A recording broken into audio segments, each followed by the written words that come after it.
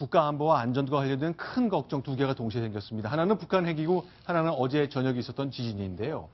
자, 일단 미국의 핵 폭격기가 우리를 돕겠다고 생각을 했습니다만 오늘 왔다 갔죠. 하루 지각했습니다. 산책만 하고 갔다는 느낌이 들고 미국은 또 다른 얘기를 하는데 하나씩 이야기를 좀 나눠보겠습니다. 구상차장, 네. B-1B 결국 왔군요. 그렇습니다. 이 미국의 초음속 전략 폭격기 B-1B가 오늘 오전 괌 앤더슨 기지를 이륙해서 오늘 10시쯤 오산 공군기지 상공에 이렇게 도착을 했습니다. 옆에 두 대씩 호위가 붙었네요. 네, F-15K, 한국 공군의 F-15K로 보입니다. 네.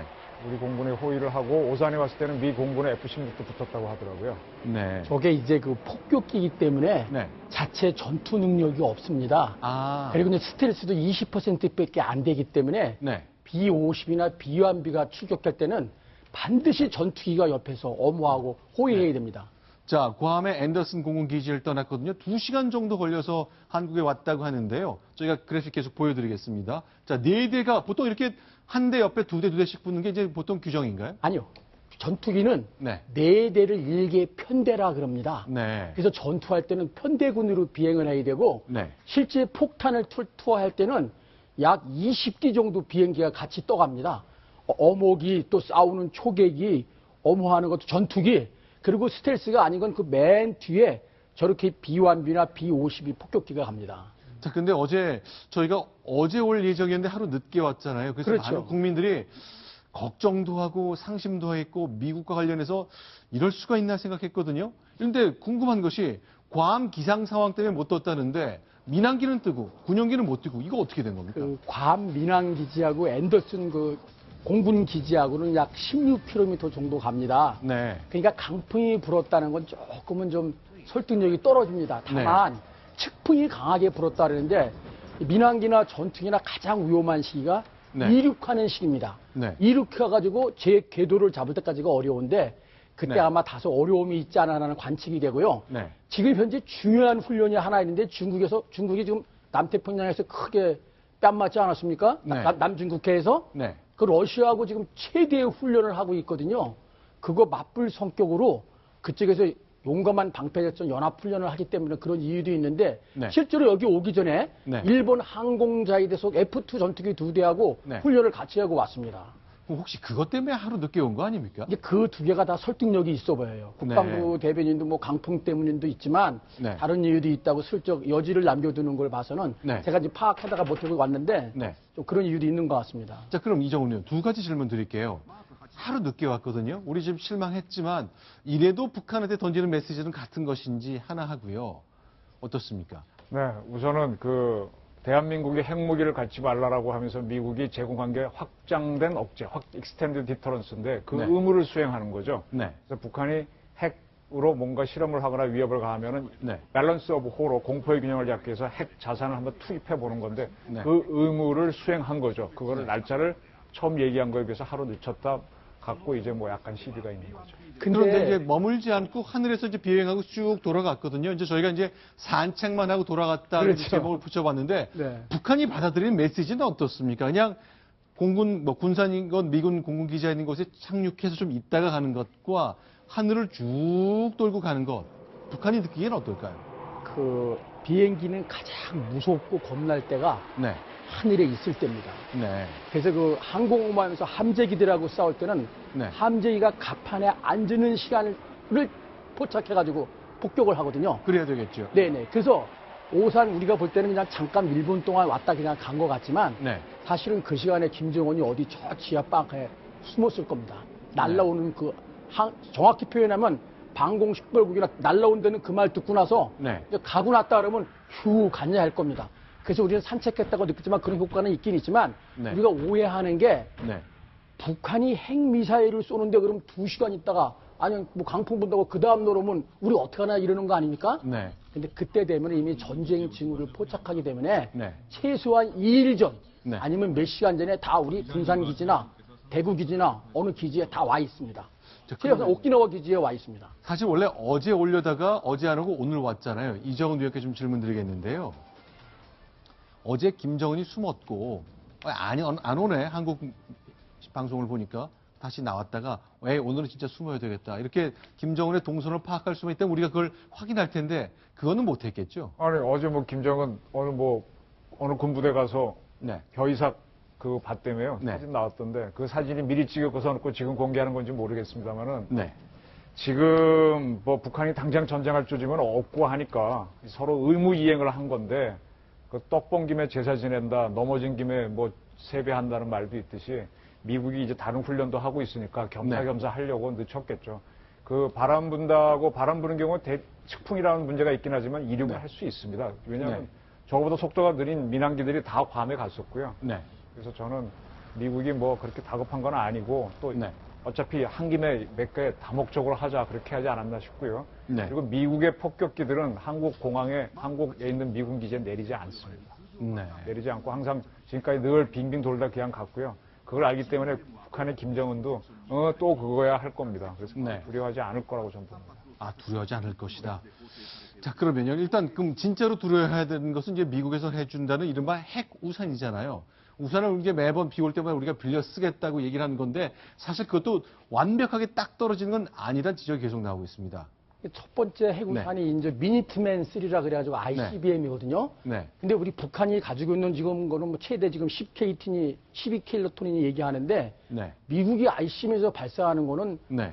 수백 킬로톤까지 되고 있거든요. 네. 네. 그러니까 이제 좀 김정은이나 핀포인트 타격으로 그 네. 지도만 탁 서지컬 스트라이크식으로 제거하면 되는데 아예 전체 북한을 날려버리면 나중에 통일돼도 우리 땅 아닙니까? 그러니까 네. 좀 과잉 대응이라는 논란이 좀 있습니다. 근데요. 만약에 이 경우 이제 만약에 미국이 핵 무기로 대륙간 탄도탄을 쏜다는 얘기는 북한이 핵 공격을 했다는 얘기잖아요. 그렇지. 북한이 우리를 핵 공격했는데 10배로 때렸다고 해서 그게 과잉 대응 논란이 있는 겁니까?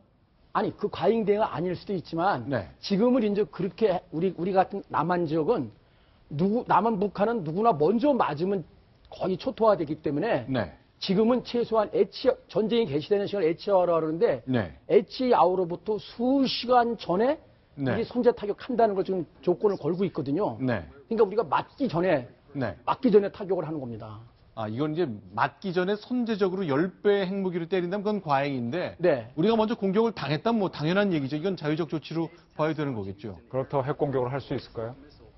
할 수 있을까요, 미국이? 아, 우리가 한국이 핵 공격을 당했는데 당했다면 가능하겠지만 당연히 그게 약속된 게 근데 지금 확장된 전제가 억지력이잖아요. 북한이 핵을 쏠 조짐을 보인다고 할 때 네. 과연 미국이 핵 미사일을 쏴줄까요?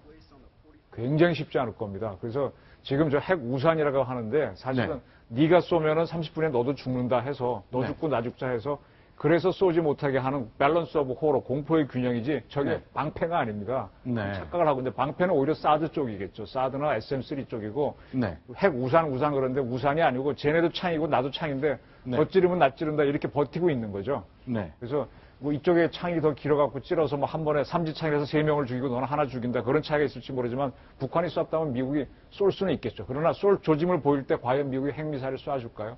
이게 지금 국제정치에서 어려운 거기 때문에 그래서 서로 쏠 듯 하면서 계속 가는 거가 바로 냉전입니다. 네. 근데 상호 확증 파괴에서 저런 문제가 나오긴 나왔는데 네. 우리가 그 개념을 참 오해하는 게 있습니다. 네. 미국이나 러시아 같이 영토가 하도 넓어서 네. 한 방 맞아도 껐떡없이 버틸 수 있으면서 제2경용으로 응징을 해가서 보복을 했기 때문에 그게 두려워서 하는 게 공포의 균형이고 상호 확증 파괴지 네. 우리 같이 한 방 맞으면 죽는 데서는 한 방 맞지 않도록 해야 되기 때문에 먼저 중요한 것이 사드 같은 걸 들어와서 방어 체계를 갖춘 다음에 바로 떨어지면 바로 공격을 해야 하는 네. 이런 전략을 구상해야 됩니다. 근데 사드가 이제 지역 주민들 반대로 지금 못하고 있잖아요. 그렇죠. 국회에서도 일부에서는 반대를 하고 있고요. 그러니까 연작 처당이라는 겁니다. 옛날에 그 청나라의 황준현인가요? 조선이 하도 지금 국제정세에 휘말리고 있는데 당파 싸움하고 있으니까 연작 처당이라고 그랬지 않습니까? 자, 그러면 또 하나 이제 우리가 걱정해야 되는 것이 이제 우리가 지난주 금요일 날 국방부가 발표를 했거든요. 킬치엔으로 선제 공격하고 사드로 날아오는 핵미사일 막겠다. 이것 이외에 제3안으로 압도적인 화력을 발휘해서 평양을 초토하겠다 그랬는데 우리가 생각보다 미사일이 없다면서요. 그렇습니다. 네. 우리나라가 보유하고 있는 크루즈 미사일과 탄도 네. 미사일 같은 게 공격 미사일이요. 300기에서 500기에 불과하다고 합니다. 네. 그에 반해서 북한이 보유하고 있는 탄도미사일이 1,000여 기 정도 되기 때문에 네. 미사일 수에서만 보더라도 우리 전력이 좀 약한 거 아니냐 이런 지적이 나오고 있습니다. 이 미사일은 돈 주고 사면 되는 건가요? 뭐 다른 문제는 없습니까? 아니, 현재는 우리가 네. 사거리 800km 현무 시리즈 미사일을 우리가 생산할 수가 있습니다. 네. 다만 지금 말씀하신 대로 좀 수량이 적은 거고요. 네. 또 큰 결정적인 문제가 네. 물론 고폭탄 BA이긴 하지만 네.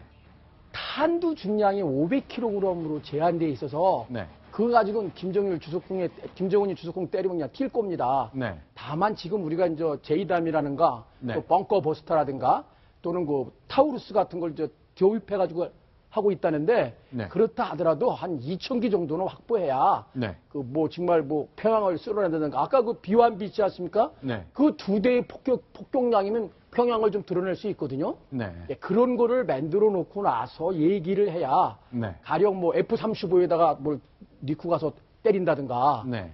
그렇게 해야 좀 설득력이 있을 것 같습니다. 자, 그럼 오늘 이제 이순진 합참의장 그리고 미국의 브룩스 합참의장이 같이 그러니까 주한미군 사령관이 만났습니다.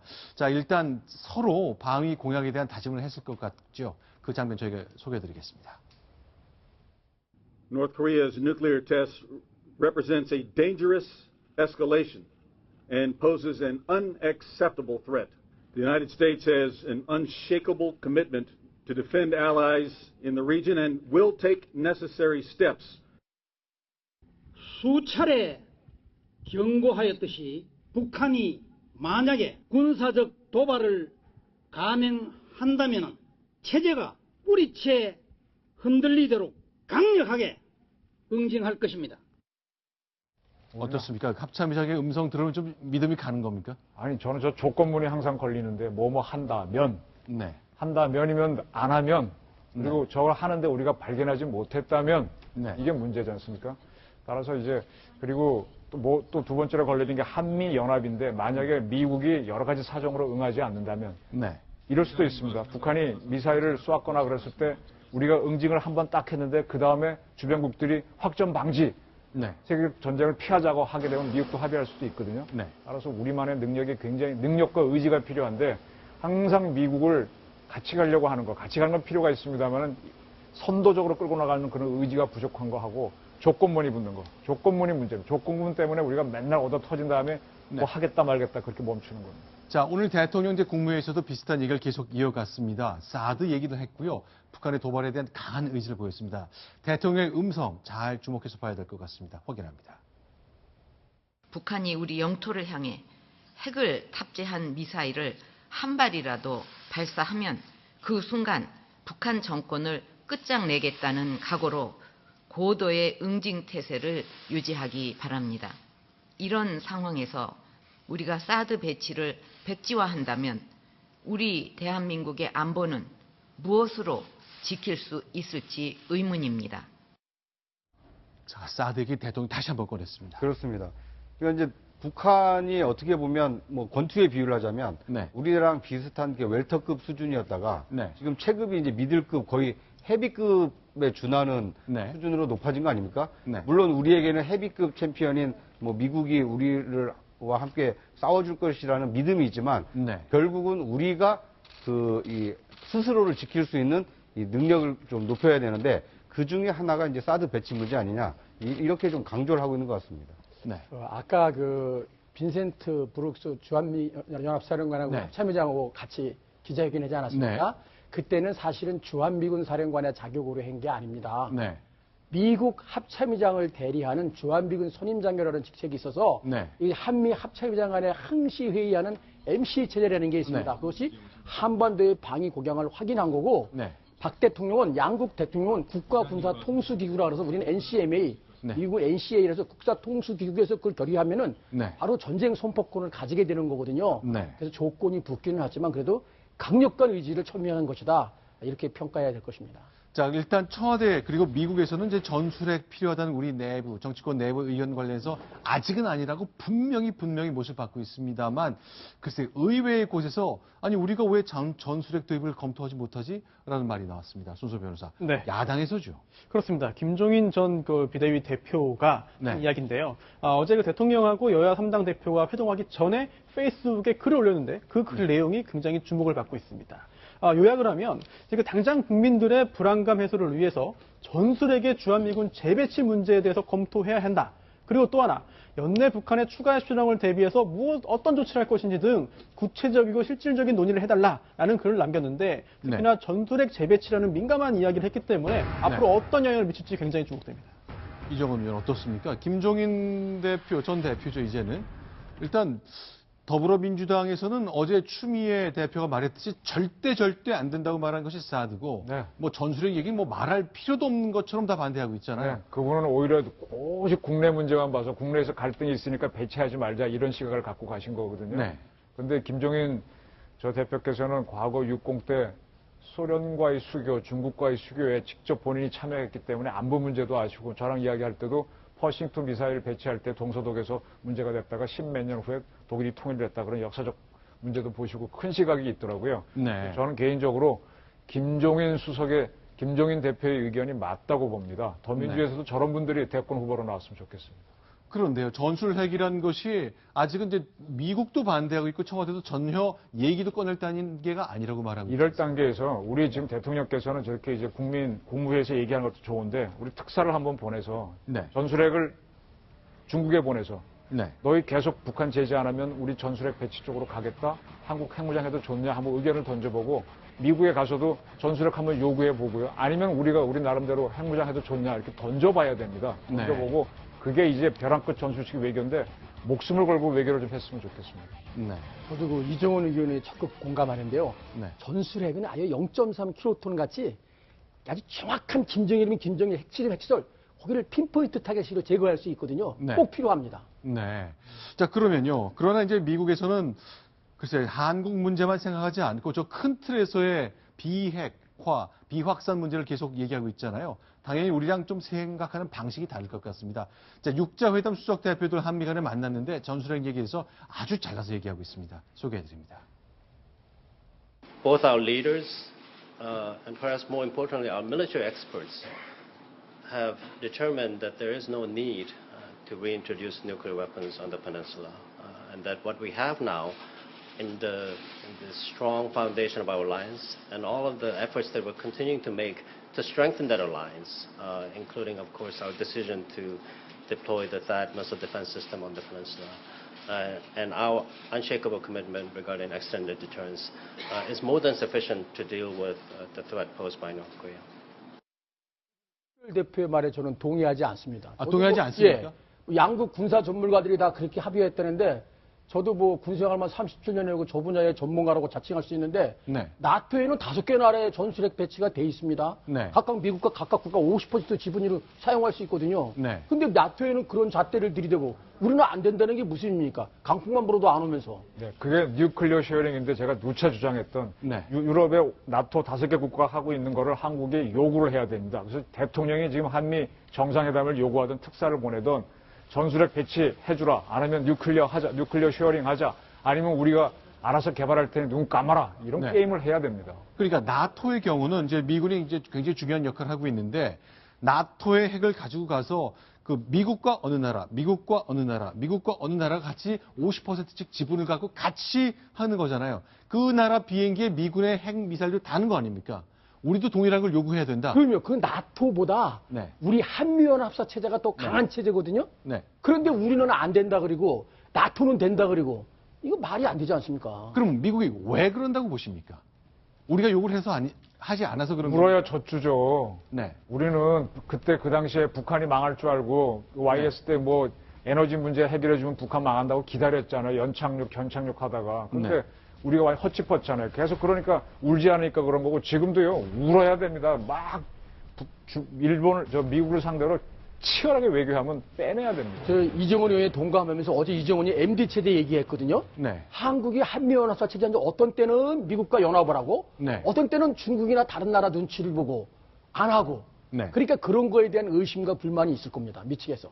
자, 그러면요. 이제 이게 청와대가 직접 달라고 얘기한 것과 새누리당 의원들이 얘기한 것, 그리고 이제 김기호 교수님처럼 한미연합사에서 근무했던 이제 전직 예비역 대령이 하는 것, 이런 것들이 이제 주변에서 좀 분위기를 만들어줘야 될 필요가 좀 있다는 그럼요. 얘기시죠. 언론도 그렇게 하고 학자들도 얘기하고 네. 세미나 뭐 공청회, 포럼 이런 네. 거 막 열어서 미국도 연구기관들이 먼저 에드발람을 다 띄우지 않습니까? 네. 예. 자, 그런데 이제 한국에서 이제 군사적으로 무언가 대응이 필요한 시점이 왔다. 이미 지났다고 얘기하는 분들도 있습니다만 사실은 한국 내 절반에 가까운 분들이 다른 생각 분명히 갖고 계십니다. 더불어민주당의 추미애 대표가 어제 얘기했듯이 제재도 하지만 대화도 같이 합시다 라면서 특사를 보내자는 제안을 했거든요. 박근혜 대통령은 수용하지 않았습니다만 더불어민주당은 이렇게 청와대 회동 후에 브리핑을 했습니다. 그 장면 소개해드리겠습니다. 남북 간, 북미 간 대화 테이블을 정부가 주도적으로 만들어야 합니다. 또한 북한의 핵은 제6차, 7차로 이어질 수밖에 없습니다. 대북 특사를 보내 북한의 추가 도발을 막아야 합니다. 더불어민주당을 중심으로 대북 특사 파견을 요청하셨습니다. 네, 더불어민주당 중심의 특사라는 것은 대통령이 야당 의원들을 특사로 지명해서 평양에 보내달라 그 얘기인가요? 뭐 그런 의미가 좀 담겨 있는 것 같습니다. 네. 그러니까 지금 이 대북 특사 얘기를 할 때인가 네. 어떻게 보면 너무 좀 한가하고 나이브한 그 시선 아닌가 이런 좀 지적을 받고 있습니다. 아니, 추 대표의 저 말씀을 보면 생각나는 게 2015년도에 이호 여사 이북 갔다 오셨죠. 작년 8월이죠. 작년 8월입니다. 더울 때 네. 갔다 오셨는데 김정은 만났나요? 만나주지 않았죠. 상당히 친 DJ의 사모님이 가셨는데도 네. 특사 역할, 뭐 대화 창구도 못 만들고 왔어요. 그때 북한이 뭐 미사일 쐈었죠. 굉장히 머쓱하게 돌아오셨죠. 네. 아니 그렇게 안 되는 걸 자꾸 왜 하라 그럽니까? 아 참 나 야당 네. 보면서 참.